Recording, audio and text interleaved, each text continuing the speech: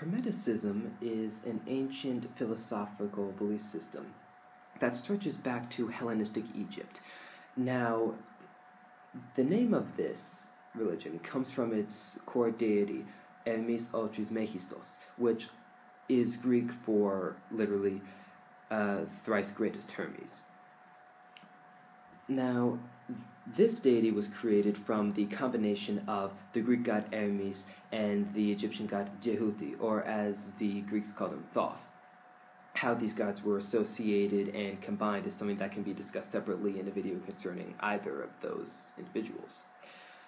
However, this religion is generally considered to be polytheistic, yet is also monotheistic, and this might seem paradoxical at first, but it is true in that Hermes Megistos is believed to exist in many different forms. So he's countless gods, yet simultaneously a singularity. And this embodies the core belief of Hermeticism, the core philosophy that everything is connected.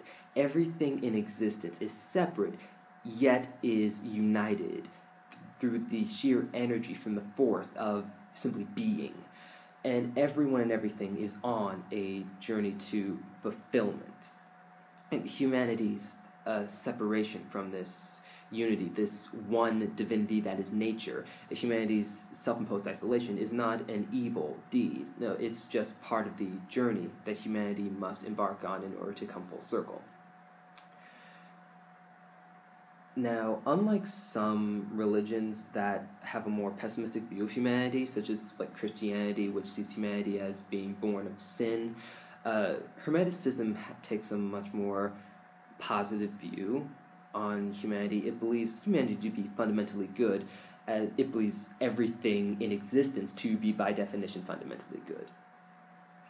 Now, one thing you might wonder is, a belief system that was created from two such well-known religions, Greek mythology and Egyptian mythology, how is Hermeticism not, by extension, very well-known and widespread? And the reason for this is, as it was created by Hellenistic society, it largely fell out of practice when the Roman Empire came to power, and it was largely lost when Christianity was adopted as the empire's official religion, and all other religions were actively suppressed. However, a group of Hermetic texts called the Corpus Hermeticum was preserved in Byzantium, the Byzantine Empire, which is not really surprising considering that the Byzantine Empire had up to that point already protected many Greek practices and preserved much of Greek culture, taken very much after the Hellenistic Empire that the Romans had conquered. So, however, Hermeticism managed to find its way back west during the Italian Renaissance, when the prominent Medici family managed to obtain a group of Hermetic texts from the East, and the way that Hermeticism still managed to survive in this very Christian environment was actually through a rather humorous misinterpretation. So when the Medicis managed to attain the Hermetic texts and wanted to translate them into Latin, then their basic train of thought was, well, no foreign religion could have survived the quest of purification that the Roman Empire went through to make Christianity the sole religion.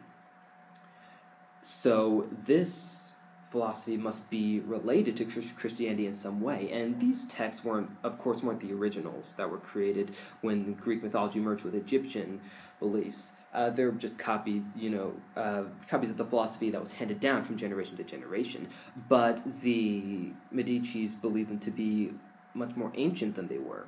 So, since it didn't seem that any religion separate from Christianity, completely separate, could have survived the rise of the Roman Empire, and these seem to have withstood so much time, it had to be some sort of ancestor of Christianity. It had to be some sort of precursor to this current religion.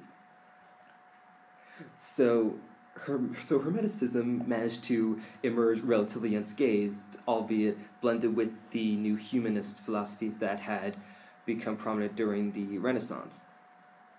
And now, Hermeticism, it can basically be seen as just worshipping nature itself. It's the belief that there is nothing really bad in nature. Everything in existence is crucial by definition. So true balance is needed in order to maintain harmony.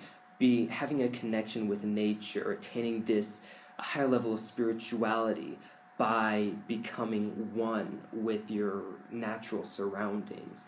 That's how you can raise yourself as a higher being. That's how you can become closer to the oneness, to the divine. And this sort of spiritual balance can be how you advance your journey.